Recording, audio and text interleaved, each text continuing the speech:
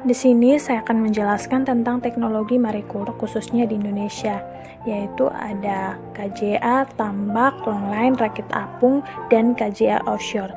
Nah, dari beberapa teknologi marikultur ini, ada teknologi yang sangat terkenal di Indonesia dan sangat efektif dan efisiensi, yaitu KJA offshore, submersible yang menggunakan bahan aquatek.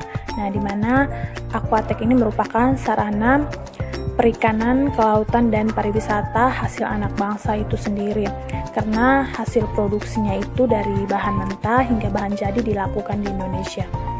Aquatek ini terbuat dari bahan prima grade pitelen karena dia itu ramah lingkungan dan tahan lama.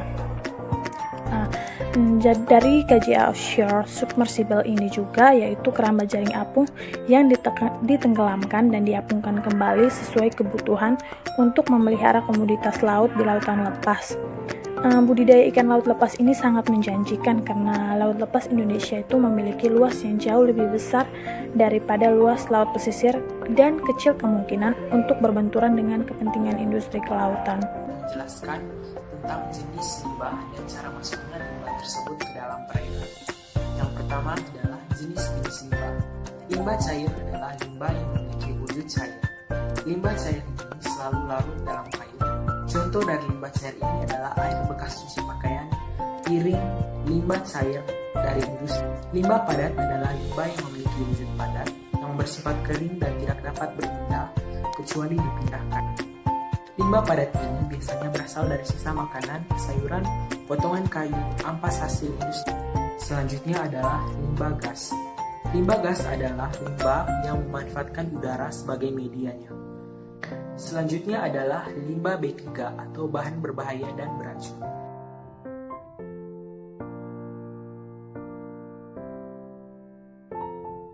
Pertama adalah cara masuk dari limbah cair. Limbah cair bersumber dari aktivitas manusia seperti kegiatan rumah tangga, pabrik, dan lain-lain, yang biasanya banyak menggunakan air dalam sistem prosesnya. Air dalam proses pengolahan kemudian dibuang, misalnya ketika dipergunakan untuk pencucian suatu bahan sebelum diproses lanjut.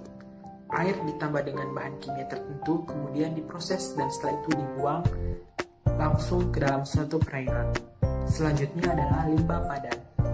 Masuknya limbah padat ke dalam perairan seperti ampas-ampas hasil industri dan juga sisa dari aktivitas manusia berupa kegiatan rumah tangga, perikanan, pertanian, perusahaan, dan industri dimulai dari pembuangan limbah pada saat kegiatan tanpa diolah terlebih dahulu ke dalam perairan yang ada.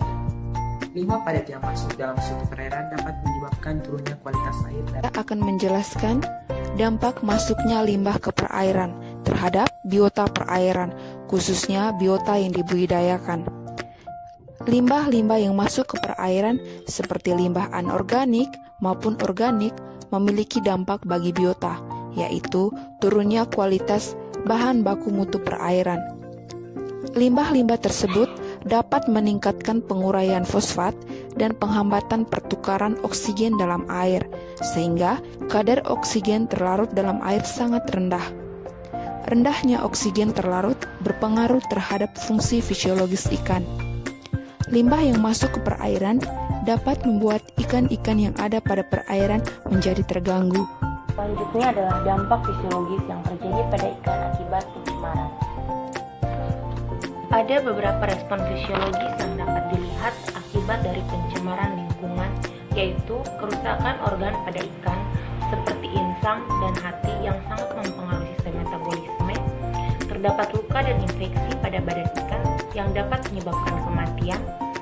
Terliritnya ikan pada limbah seperti limbah plastik yang dapat membatasi gerak ikan, dan kematian massal yang terjadi akibat keracunan limbah pada perairan.